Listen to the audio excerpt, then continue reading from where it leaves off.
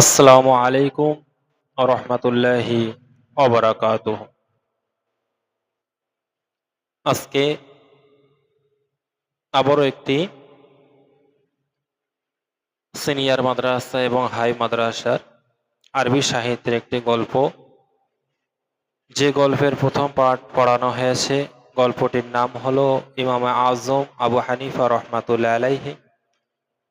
তো সেই গল্পের কিছুটা পড়া হয়েছে, তার শেষ যে লাইনটা পড়া হয়েছিল, যে একদম লাস্ট কথাটি ছিল লাখতারতু আন ওগরক ওগরকা, যে অবশ্যই আমি ডুবে যাওয়া বা নিমজ্জিত হওয়াকে পছন্দ করব। তারপর থেকে আজকে পড়া হচ্ছে। দেখো,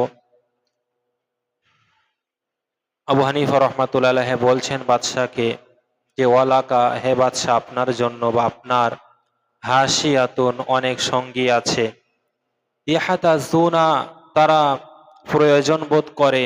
ইয়াহাতাজুনা জমার সিগা, জমা মুজাক্কার গায়েব, এটা হাজার থেকে এসেছে, যে ইলা মাই ইউকরিমাহুম লাকা, যে আপনার জন্য তাদেরকে ইউকরিম, কারাম থেকে, যে তাদেরকে সম্মানিত করা হোক, তারা এটা প্রয়োজন বোধ করে। ওয়ালা আসলাহুল লিজালিক, ওয়ালা আসলাহ, আর আমি উপযুক্ত নই, লিজালিক, এই বিষয়ে, অর্থাৎ আমি আপনার ওই সমস্ত সঙ্গী যারা আপনার তাবে হয়ে চলে, আমি তাদের মতো হতে পারবো না, তাদের মতো উপযুক্ত আমি নই। কারণ আমি সত্যকে সত্যা, মিথ্যাকে মিথ্যাই আমি বলে থাকি। কোনো গোমরাহিকে, কোনো মিথ্যাকে, অসত্যকে আমি সত্য বলে তুলে ধরার বা কারোর জন্য আমাকে সম্মানিত করা হোক, এই বিষয়টাকে আমি অপছন্দ করি। এটাই ছিল আবু হানিফা রহমাতুল্লাহ আলাইহির কথা। তো ফাকাল আলাহু, এই কথা যখন আবু হানিফা রহমাতুল্লাহ আলাইহি বললেন, তখন বাদশাহ বলছেন ফাকাল আলাহু কাযাবতা। তখন বাদশাহ আবু হানিফা রহমাতুল্লাহ আলাইহিকে বলছেন যে কাযাবতা, হে আবু হানিফা, তুমি মিথ্যা বলছো। আনতা তাসলো, আনতা, তুমি, তাসলো, যোগ্য। ফাকাল আলাহু, যেই বললেন হে বাদশাহ, হে আবু হানিফা, তুমি মিথ্যা বলছো, তখন এই কথা শুনে আবু হানিফা রহমাতুল্লাহ বাদশাহকে বলছে, ফাকাল আলাহু, আবু হানিফা বাদশাহকে বলছেন যে কদ হাকামতা, আপনি হুকুমাত করলেন, অবশ্যই আপনি হুকুমাত করলেন, ইলা আলা নাফসিকা, আপনি আপনার নিজের পক্ষ থেকে আপনি হুকুমাত করলেন, বলতে এখানে সাব্যস্ত করে নিলেন, সাব্যস্ত করছেন,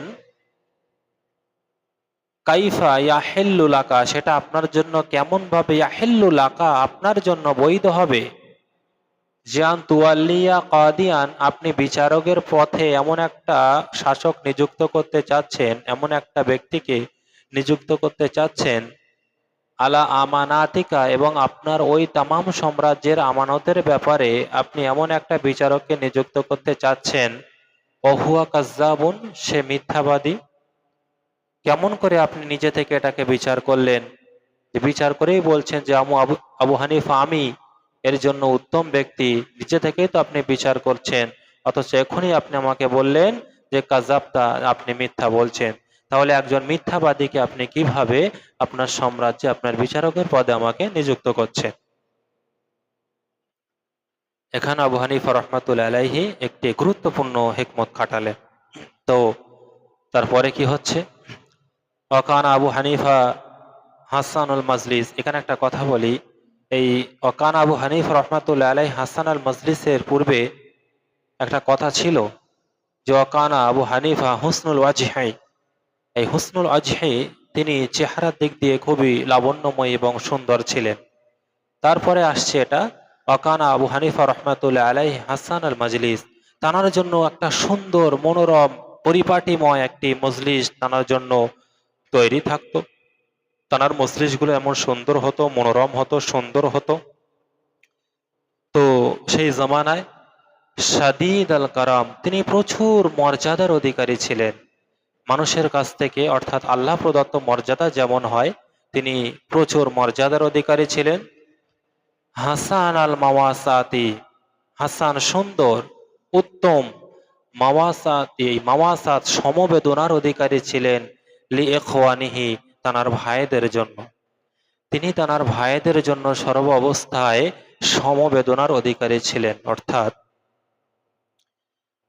একটি পিতা যখন ইন্তেকাল করে তখন যদি সেই গার্জেনের পিতাটার বিভিন্ন সন্তান ছেলে মেয়ে থেকে থাকে এবং তার মধ্যে বড় ছেলে যে থাকে তার উপরে যে প্রবল যে চাপটা এসে যায়, হয় সে সঠিকভাবে তাদেরকে রাখতে চায় যদি সলে একজন নেককার হয়ে থাকে, না হলে তার ভাই বোনদেরকে পিতার অবর্তমানে বিভ্রান্তিতে ছেড়ে দেয়, সে খেয়াল রাখে না। অনেক সময় এরকম দেখা যায়।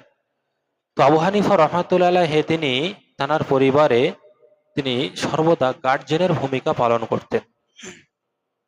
তো তার ওই ব্যবসাকে কেন্দ্র করে তিনি সবাইকে এমনভাবে দেখাশোনা করতেন যে সবাই যেন তার ব্যবসার সঙ্গে তার কাপড় ব্যবসার সঙ্গে তিনি জড়িত, সবাই যেন জড়িত।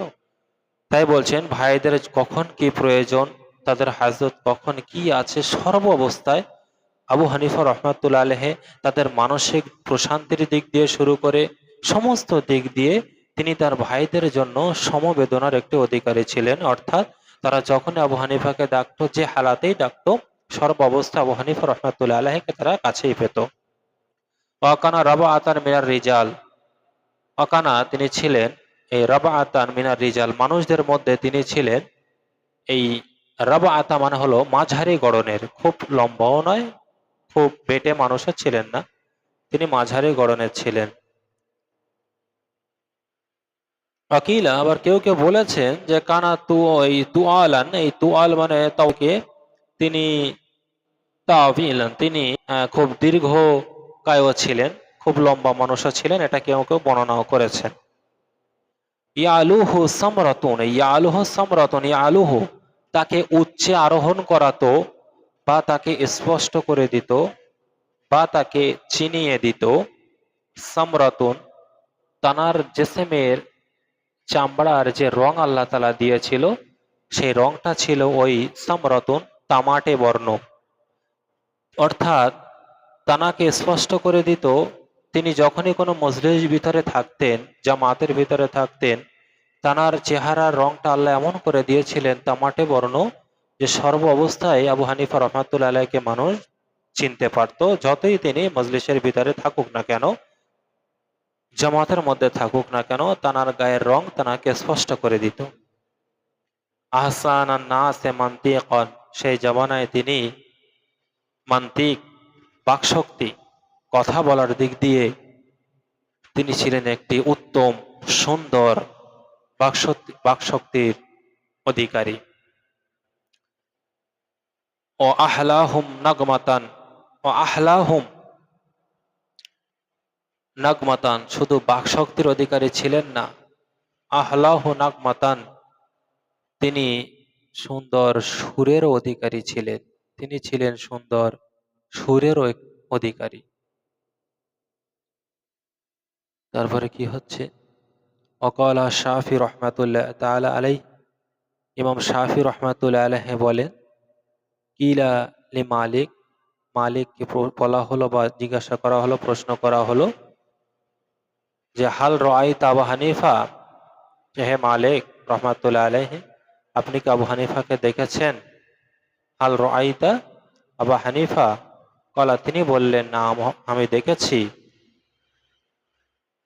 রাআইতু রাজুলান, আমি দেখেছি আবু হানিফা রহমাতুল্লাহ আলাইহি ওই ব্যক্তিকে, এমন ব্যক্তিকে আমি দেখেছি। লাউ কাল্লামাকা, শোনো যদি সে এসে তোমার সঙ্গে কথা বলে, লাউ কাল্লামাকা যদি এসে তোমার সঙ্গে কথা বলে, ফি হাজি শারিয়াতি কোন খুঁটির বিষয়, অর্থাৎ তুমি যে খুঁটির পাশে দাঁড়িয়ে আছো এই খুঁটি সম্পর্কে যদি তোমার সঙ্গে এসে কথা বলে, শারিয়াত খেয়াল রাখবে খুঁটির কথা বলা হয়েছে, যে তিনি যদি অর্থাৎ আবু হানিফা এসে যদি তুমি যে খুঁটির পাশে দাঁড়িয়ে আছো এই খুঁটি সম্পর্কে যদি বলে, কি বলে, যে ইয়াজ আলাহা জাহাবান, যে এটা তিনি সোনায় পরিণত করবেন, লাকাম বিহুজ্জাতিহিম, লাকাম অবশ্যই প্রতিষ্ঠা করবেন, বিহুজ্জাতিহি তিনি তার দলিল দ্বারা, হুজ্জাত দ্বারা প্রমাণ করে দেবেন যে অবশ্যই তুমি যে খুঁটির পাশে দাঁড়িয়ে আছো এই খুঁটিটি খুঁটি নয়, এটি সোনা। প্রমাণ দ্বারা প্রতিষ্ঠা করে দেবেন। কে? আবু হানিফা রহমাতুল্লাহ আলাইহি।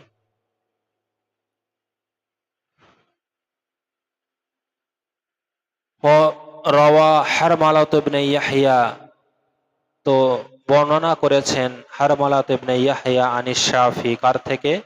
ইমাম শাফি রহমাতুল্লাহ থেকে বর্ণনা করেছেন যে আন্নাহু ক্বাল, নিশ্চয়ই তিনি বলেছেন, এই কথা বলেছেন। কোন কথা বলেছেন?